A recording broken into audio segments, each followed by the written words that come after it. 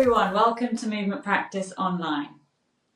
Today I'm diving into a really important topic, and that is understanding the difference between movement and exercise, and why regular movement throughout the day is absolutely key to staying healthy. Now, I know many of you are busy, so whether you're juggling family and work or just everyday life, it's easy to think that an hour at the gym or a quick run is all that we need to stay fit. But today I'm going to challenge your mindset and show you that actually exercise is only one small piece of the puzzle. We're going to talk about how movement throughout the day is actually as important, if not more important, than the exercise that you do during that 1 hour of your exercise time each day. So let's break it down.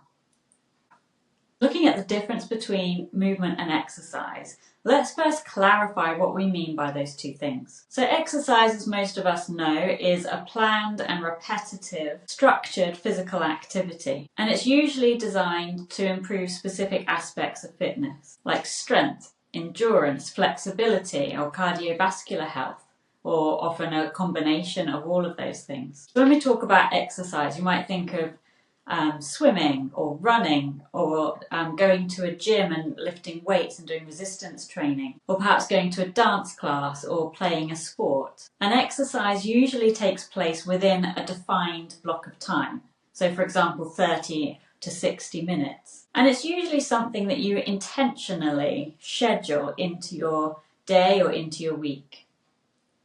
Movement, on the other hand, are the things that we do every day without really even thinking about it. It's all of the physical activity that happens outside of that structured exercise time. This includes things like walking to the kitchen, climbing up the stairs, reaching to get something out of a cupboard, the physical activity that's involved in baking some bread or rolling out some cookie dough, even things like standing up from your desk. Movement is continuous. It's something that happens all day long throughout the day. Whereas exercise is something that you do for a specific set amount of time. Now, exercise is good and it has its place, and it's certainly good in terms of things like cardiovascular fitness. But why is it not enough? Well, think of it in this way. Even if you're a fairly active person, perhaps you do manage to fit in daily exercise for perhaps an hour each day. What are you doing for the rest of your time? So even somebody who's quite supposedly fit and active, perhaps even at a quite high level in their sport, if they play a sport, they could still be living a fairly sedentary lifestyle. And that's because we've got 24 hours in the day, and if you're exercising for 1 or 2 of those hours, what are you doing for the rest of the day? Are you then spending a lot of time sitting, perhaps in a car, at a desk, on the sofa? Or are you using that time to move around a lot? So it's entirely possible to still live a sedentary lifestyle while even being an athlete. So let's start by looking at some of the potential problems with living a sedentary lifestyle. A sedentary lifestyle is when we spend long periods of time being inactive. So whether that's sitting, standing, or even lying down, but it's spending long periods of time in fixed positions without really moving around. And this is becoming all too common nowadays, especially with desk jobs, using technology more, and also just the fact that we are able to automate a lot of things. We've got lots of technology that can help us speed things up, but it also takes away some of our need to be moving. But unfortunately, this lack of movement can lead to health issues. So let's start by having a look at some of that now, and then we'll move on to the more positive things and what you can do about it in a minute. So first of all, obesity. I mean, this is an obvious one. When we don't move very much, our bodies burn fewer calories, and this can lead to weight gain and potentially, further down the line, obesity. A sedentary lifestyle makes it much more difficult to maintain a healthy weight. And it can also lead on to things like insulin resistance as well, which then could increase the possibility of developing type 2 diabetes. Staying active throughout the day is key to maintaining healthy blood sugar levels. Prolonged sitting has also been linked to higher risks of developing heart disease. When you sit for extended periods of time, your circulation slows, which means then your body has to work harder to pump that blood around the body. Inactivity can lead to high blood pressure, which may contribute to cardiovascular problems. Being sedentary and being in fixed positions for long periods of time can cause musculoskeletal problems. The shortening and tightening of our muscles can lead to chronic pain. So it's really important to stay active and to change your positions regularly to prevent these problems from developing. And also to help minimize, if you're already experiencing chronic pain, then moving can be a key to helping you combat that. And finally, it's not just the body that suffers from inactivity, but also our mental health. Research shows that people who are more sedentary are at higher risk of developing anxiety and depression. Sitting for long periods can leave you feeling, sluggish and fatigued, even irritable. And movement helps combat these feelings by boosting your mood and reducing stress. And of course, we know that movement helps to release endorphins in the body, which are those hormones that help us to feel good. So now let's go on to talk about the positive stuff. So what does movement do for our bodies? So have a listen to this, and I want this to really inspire you and help you to be motivated to make some small changes to your lifestyle so that you can become more movement focused in what you're doing and avoid sitting or standing still in fixed positions for long periods of time. So movement can help to improve our circulation, and circulation is really important because that's our body's delivery system for transporting oxygen and nutrients to our body, as well as removing waste product. It's essential for keeping everything working properly. And it's also a central part to our body's ability to be able to heal itself. Now, if an area of our body is undermoved, this can make healing more difficult because our muscles need that oxygen supply in order to heal. They need that blood flow. If there's an area of your body that's missing that, then it can lead to disease in that part of the body. It could lead to restrictions in movement and mobility. It could lead to pain, and those are things that we want to avoid. Having good circulation can also affect our energy levels, and we can feel more energized and more able to take on whatever our day has to offer us. And we've already touched on this a little bit, but movement using different parts of our body, or all parts of our body, and moving throughout the day can really help our joint mobility. If we're sedentary, then our joints are more likely to be stiffening up, and we can start to lose our ability to have full range of movement. And things, for example, as we get older, we might start finding it more difficult to be able to lift our arms above our heads. We might find it more difficult to be steady on our feet and to get up and down off the floor. And it's not because we're getting older that those things are happening to us. It's because the older that we are, the longer we have probably spent being inactive. And it's actually the inactivity which is causing that restriction of movement and that reduction in our mobility. And the good news there is that we can start to improve our mobility by moving. And I share lots of information about how you can do this on my YouTube channel here and on my blog. And also I teach weekly classes that go through different corrective exercises that can help us to regain movement that we might have lost, and also to be able to maintain our ability to move as we go through life. And if you're interested in joining onto one of those classes, then head over to my website, www.movementpracticeonline.com, and there you'll find all of the information. So as a result of maintaining our joint mobility and our just general ability to be able to move well, that can actually help us to prevent injury, especially as we get older. If we're able to stay active, we're actually going to be less prone to falls. If we can stay active, we're more likely to have better bone density, better muscle mass, and all of those things can help us to stay strong. Regular movement helps to maintain general joint mobility, and that is really key in helping us to avoid accidents and falls. And regular movement is going to help our posture. If we are regularly putting ourselves into a fixed position, then our body's going to adapt and change to that position. And of course, in our modern society, the sort of hunched forward, chin up position with the slightly rounded, curved upper back is becoming more and more the norm. But if we're able to improve our movement and to be, obviously we still need to be able to work at a computer or to use tablets and phones and things like that. But if we know how to counteract that with moving in the opposite direction, being able to open up the chest, being able to reach our arms up and maintain that activity throughout the day, we're actually going to be improving our posture and avoiding our bones and muscles from becoming more fixed into a position that's probably going to be unhelpful for us long term. And as I mentioned before, being sedentary can lead to poor mental health.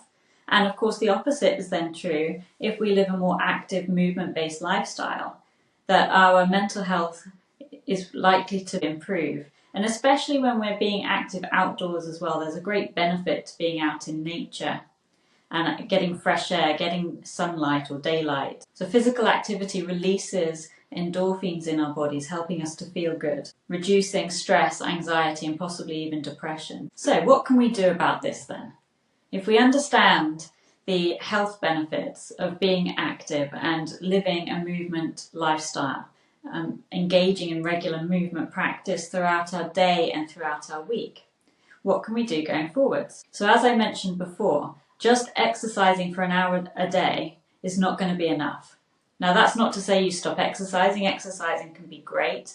It can be a great social opportunity, and it can work our bodies in a way that perhaps we wouldn't get just from normal all-day movement. You know, it's really good for getting our heart rate up and for working on endurance and skills like that. But we need to be looking at incorporating more movement into our day all day long. And it's not just moving in one way either. We need to be thinking about all the different ways that our body is able to move and making sure that we're nourishing each part of our body and that every part of our body is being moved each day. So here are some practical tips. So first of all, take frequent movement breaks.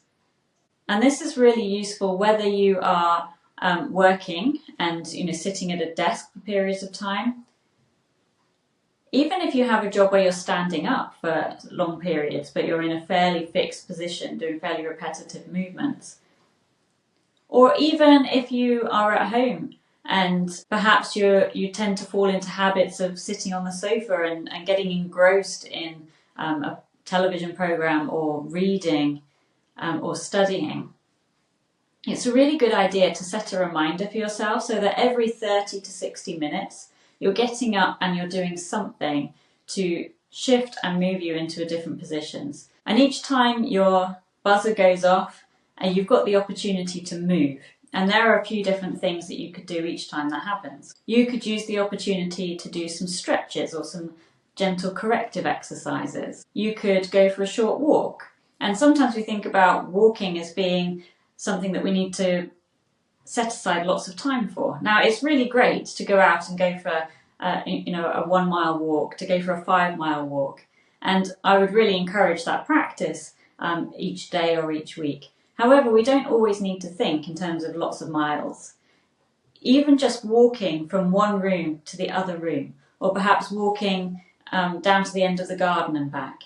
And just these short little bursts of walking can help to keep us mobile during the day.